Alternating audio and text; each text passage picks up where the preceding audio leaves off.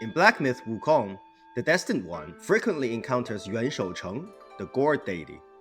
Not only he helps upgrade a gourd, but he also directs the player to eliminate the four Long Kings of the rivers. In return, we could craft the Golden Long Staff, a near endgame level weapon that was canon to the original Journey to the West. Who are the Four River Loongs? Why are they in hiding? What role did Yuan play in all of these? How did their fate pan out in Black Myth Wukong? Let's time one down, the Four River Loongs. In my previous video about Yuan Shoucheng, I explained in detail a story in the original Journey to the West that involved the death of the Jing River Long King. It marked the beginning of the journey of Xuanzang, but also casted a long shadow over his descendants. In Journey to the West, when Sun Wukong crossed the Black River, the West Sea Long King mentioned the 9 sons of the Jing River Long King. While the younger 5 all held some kind of Buddhist or Taoist positions, the first 4 guarded 4 rivers of China. Quote, first Yellow Long resides at Huai River, second Black Long guards Ji River, third Cyan Long oversees Yangtze River, and the fourth Red Long patrols the Yellow River. These 4 rivers, known as Sidu, were long regarded as 4 of the most important rivers in nurturing of the Chinese civilization. All 4 would flow out into the Pacific Ocean and had their own river system to sustain civilizations. Along with the flow of time, the Huai River has now changed course and no longer flow out to the sea, and the Ji River was eventually merged by the Yellow River altogether. However, the ideology behind them persisted to have noble indications to the emergence of the Chinese culture.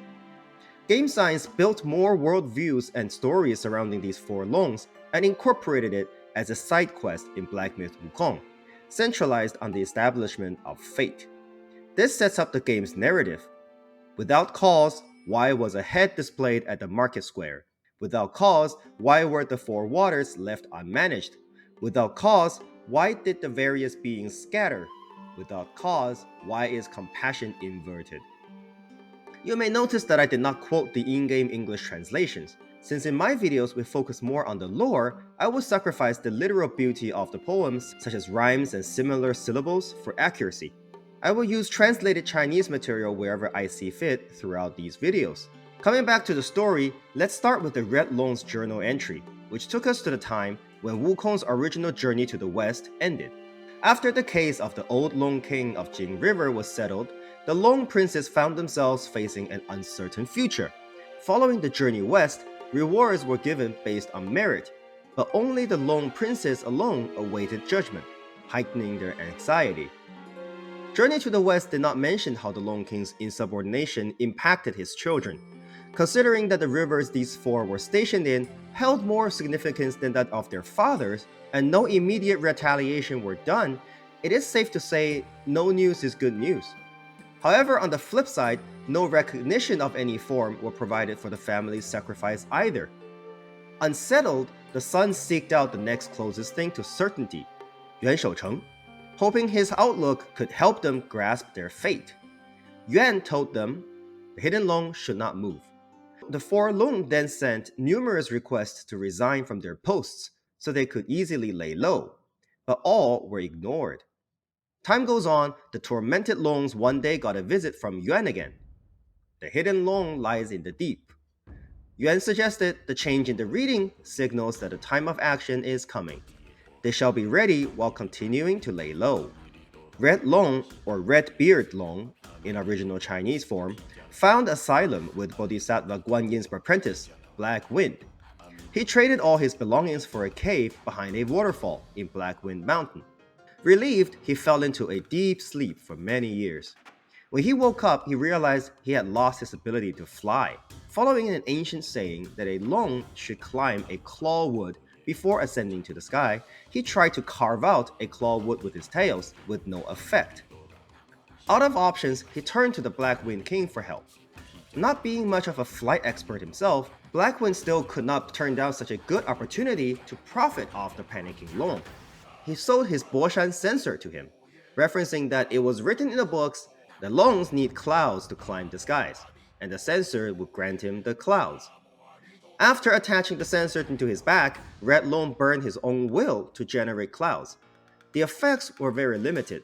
Although now able to fly again, he is nowhere near his old self and is now forever stuck in the woods of Blackwind Mountain. Black Loong first stayed at his palace for a bit longer, but fate eventually found him. Rumors started spreading that there is a Black Loong at the bottom of the Ji River that had a pearl of wisdom.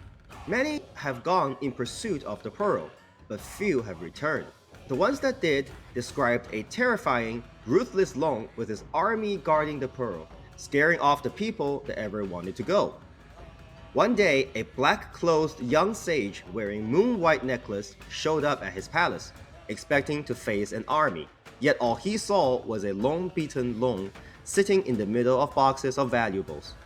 Noticing the presence of the young sage, the Loong randomly grabbed the pearl necklace and threw it onto the ground, telling him to leave him alone, as he simply follows directions from up above and does not seek any complications.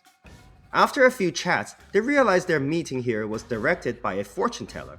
Believing it was doing of fate, Yellow Wind offered the Loong a hideout in his home, in exchange of all the valuables in the palace. Black Loong gladly accepted the offer and ended up at Yellow Wind Ridge. Cyan Loong, or Cyan-backed Loong in Chinese, felt that a paradise established by a Buddhist follower could be the best place to avoid the causes of fate from the Celestial Court. Yet, when he ran into the Yellow Brow at the New West, he did not see eye to eye with him. As a stalling tactic to gain access to the asylum, the Loong claimed if he could catch a living thing from the Bitter Sea, he would become Yellow Brow's disciple. Yellow Brow found the claim rather interesting. He made a bet with the Loong that if the Loong stays absolutely still for 500 years while fishing, he will be granted a place at the New West and be free in that area.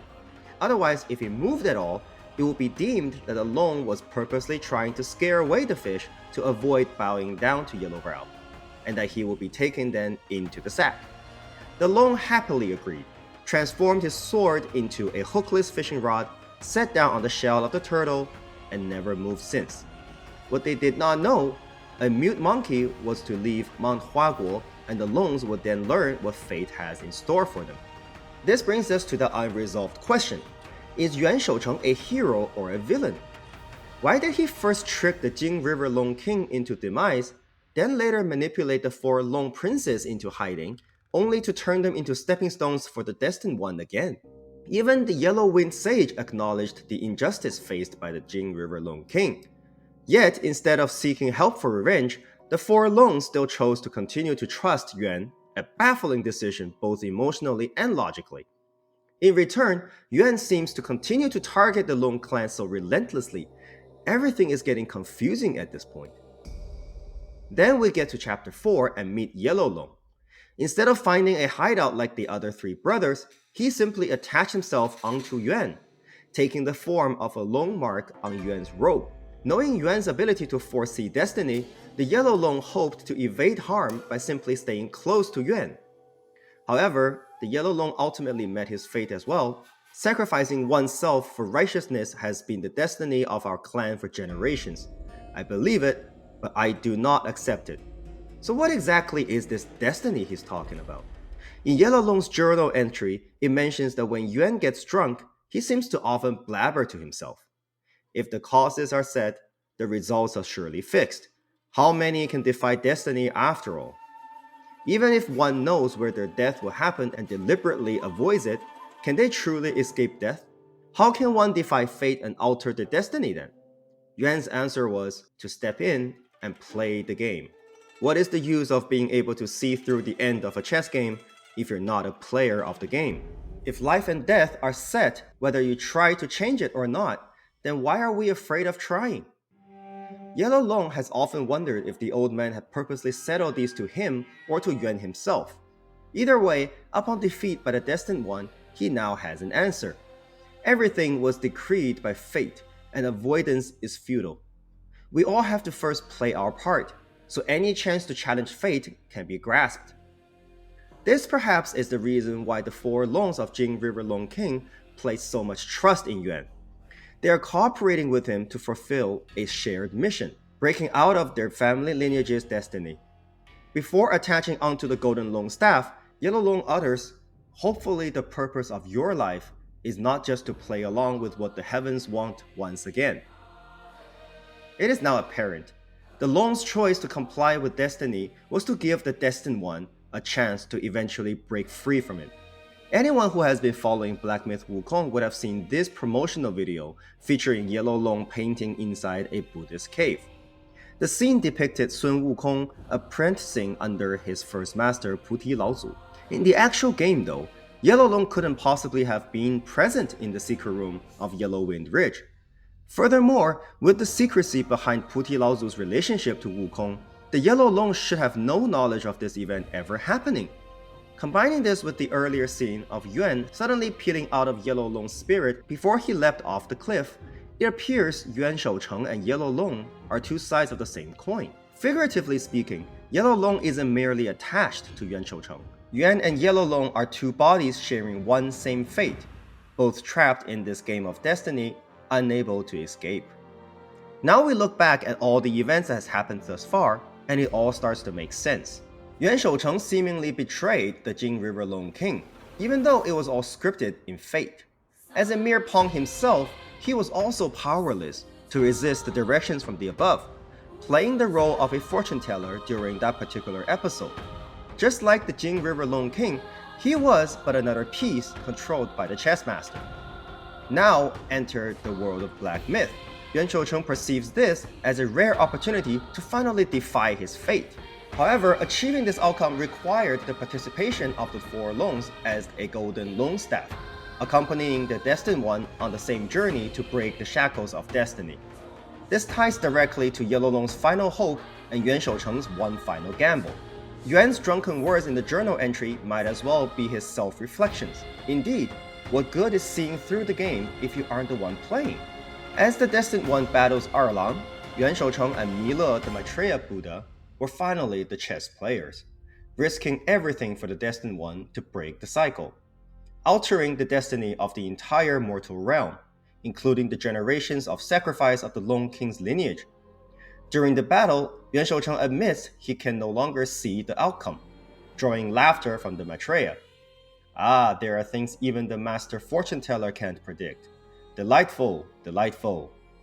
The cycle of fate might finally be broken. From the Destined One's perspective, Yuan Shoucheng appears to be a great help. Can't really say the same for the Four Loongs. The role of Yuan Shoucheng adds a layer of moral ambiguity. Was he a villain, or merely a representative of fate upholding the heaven's plans? This side story conveys the uncomfortable truth that in the pursuit of a grander goal, sacrifices are inevitable. The Four Loongs' struggles highlighted the central theme of the game, the unyielding nature of destiny. As we defeated each Loong King, they gained not only strength, but also a deeper understanding of the price of the journey. Now, it is all or nothing. I'll see you next time. Bye.